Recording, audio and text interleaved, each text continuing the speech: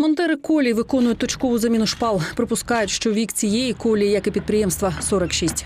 Сейчас мы занимаемся одиночной сменой шпал. Как часто? Летом обычно. Бывают задержки вот в такую погоду. Колії обслуговують навіть ті, по яким не рухаються потяги. Наприклад, від збагачувальної фабрики «Мирноградське вугілля» не отримують вже більше року. На протяжении 1,5 года она стоит, и на протяжении 1,5 лет нам обещают, что она поедет сейчас, каждый месяц, то с ноября едем, то с декабря, теперь говорят, с января поедем. Не от нас это зависит, нам бы очень хотелось, конечно.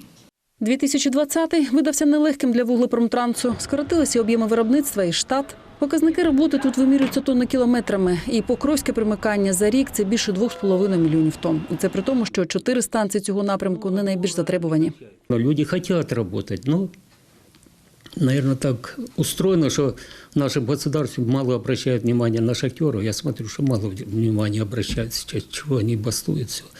И как-то не так все делается, как надо.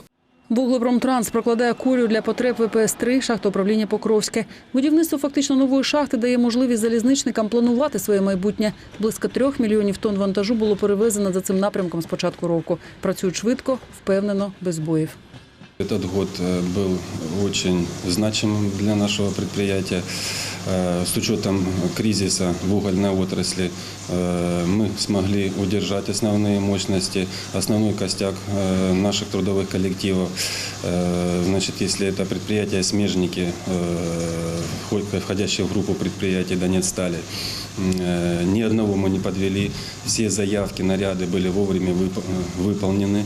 Вуглепромтранс жодного разу не підвів партнерів за всі 46 років свого існування. Тут завжди виконують отримані завдання. Працівники всіх служб знають свою роботу. І мова суто професійна. Зрозуміло тільки тим, хто працює так само. Треба прокайлувати, потім розшити.